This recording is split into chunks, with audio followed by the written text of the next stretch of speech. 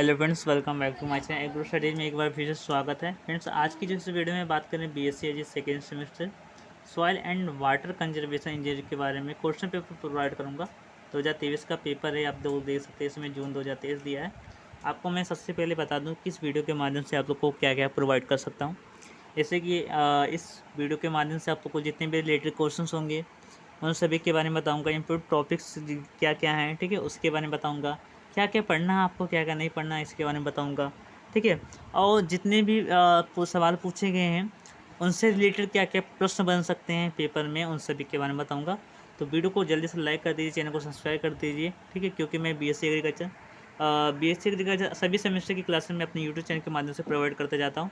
तो वीडियो को स्टार्ट करते हैं। दिया गया हमारा सही विकल्प चुनिए। कोई हम आपको करेक्ट ऑप्शन चुनना है इनमें से। इसमें दिए गए मृदा कटाव के कारण होते हैं। जो मृदा का जो कटाव होता है वो किसके कारण होता है ये बताना है।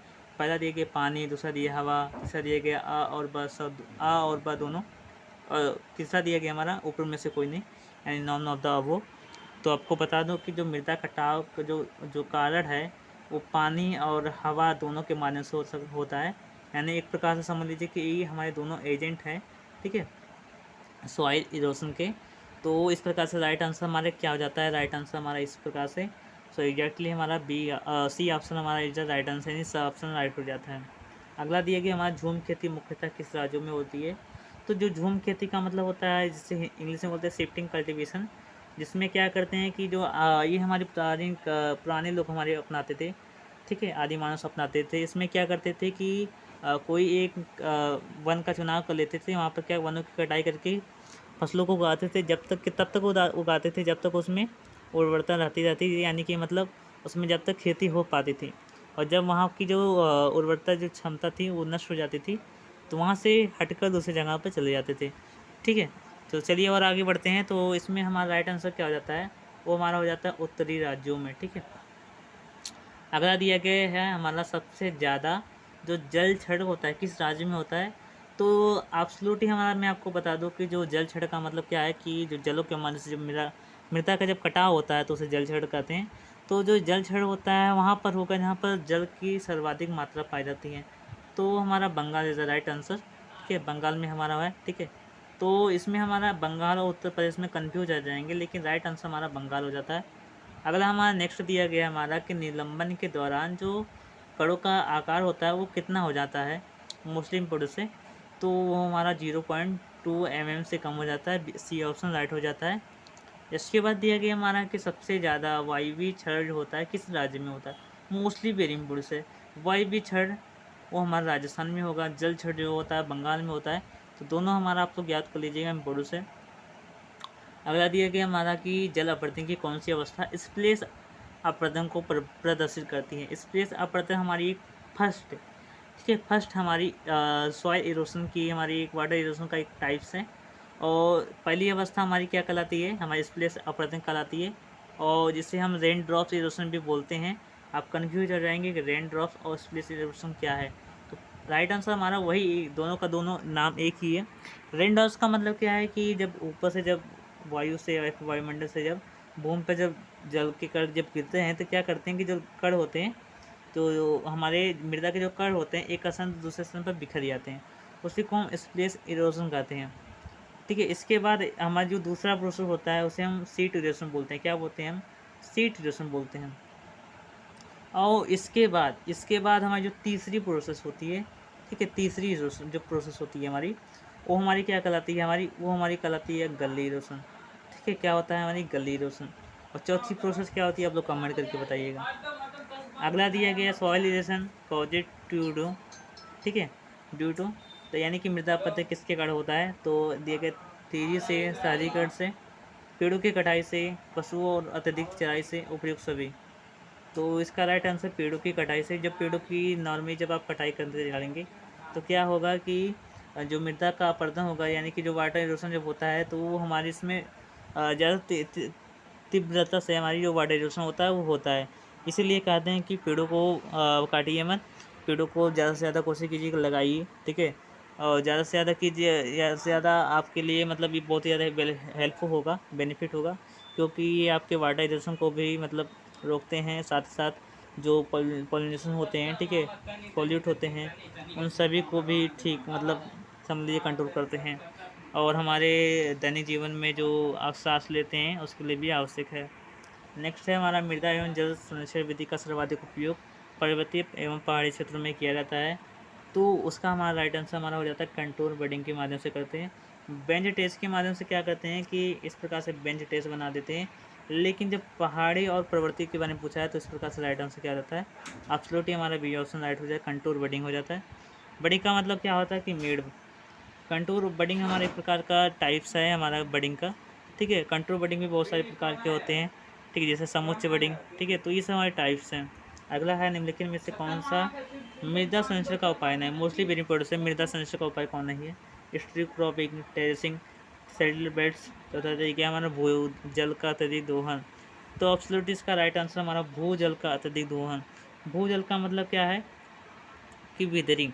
विदरिंग का मतलब क्या है कि विदरिंग वह प्रोसेस है जिसमें जो जल के जो कण होते हैं छोटे छोटे टुकड़ों में टूट जाते हैं। तो मृदा संरक्षण का यह हमारा उपाय नहीं है। संरक्षण का मतलब क्या है कि इसे बचाना, लेकिन ये हमारे बचाने का काम नहीं है। जबकि मल्चन हमारा बचाने का ही काम करता है, इंटरक्रॉपिंग भी करता है, कंट्रोल प्लॉगिंग भी हमारा करता है, ठीक है। लेकिन हमारा जो विदरिंग है इसमें क्या कहते हैं, जो चट्टानी होती है वो क्या कहते हैं, बड़े बड़े जो चट्टाने होते हैं या फिर जो सॉइल के पार्टिकल होते हैं कुछ थोड़ा बड़े साइज़ के, वो क्या करते हैं छोटे बहुत महीने महीने छोटे छोटे छोटे टुकड़ों में टूट जाते हैं। तो आप समझ सकते हैं। अगला है दिया गया निम्न में से कौन सा मृदा संरक्षण की विधि नहीं है, सॉइल कंजर्वेशन का ये प्रोसेस या फिर मेथड नहीं है, कौन सा नहीं है। दिया गया है अंतर फसल, पलवार, समुच्च जुताई, अपक्षय, ठीक है। तो वही हमारा अपक्षय हमारा राइट आंसर हो जाता है। तो यही हमारा बी ऑप्शन सेक्शन में आ गए, बहुत ही इंपॉर्टेंट है। और वीडियो आप लोग को अच्छा लगा तो वीडियो को जल्दी से लाइक कर दीजिए, ठीक है, क्योंकि आप लोग को हमेशा वीडियो आपको यूट्यूब हमारा सजेशन करे, आप लोग देख सकें हमारी वीडियो को। तो अगला दिया गया हमारा सेक्शन सॉरी क्वेश्चन 2 दिया गया है, अवनालिका अपवर्तन से आप क्या समझते हैं। गली रस्म बहुत ही वेरी इंपॉर्टेंट है, आप लोग को मैं बताया था कि स्प्लेस रेशन, चेटी रेशन, ठीक है। तो इसके बाद हमारे तीसरे प्रोसेस में हमारा गली आता है, ठीक है। और इसके बाद हमारा भी बहुत सारा मतलब इरोशन का हमारा टाइप आता है, वाटर इरोशन का। तो ये इसी में हमारा गली इरोशन भी आता है, जिसमें क्या होते हैं कि जो गलीज बन जाते हैं छोटे छोटे, ठीक है। और यही क्या कहते हैं, बड़े बड़े रूप भी धारण कर लेते हैं, ठीक है। तो इसके बारे में पढ़ लीजिएगा। इसके बाद एक और अवनालिका के क्लासिफिकेशन के बारे में वर्णन करना है, कितने प्रकार के गलीस होते हैं, ठीक है। शेप के अनुसार टाइप मतलब क्लासिफिकेशन बाय मतलब अकॉर्डिंग टू शेप के अनुसार, ठीक है, साइज के अनुसार, ठीक है, अदर पॉइंट के अनुसार, तो सब बता दीजिएगा। अगला दिए मृदा अपरदन को परिभाषित कीजिए। तो मृदा कटाव का मतलब सब ध्यान दीजिएगा। सॉइल इरोशन और सॉइल इरोशन, मृदा अपरदन और मृदा कटाव तीनों एक ही है। तो जो मृदा अपरदन व प्रक्रिया, इसमें जो मृदा के कण होते हैं किसी माध्यम से या फिर किसी कारणवश क्या कहते हैं कट जाते हैं या फिर टूट जाते हैं, और मिट्टी की होती छड़ होती है, उसी को मृदा अपरदन कहते हैं।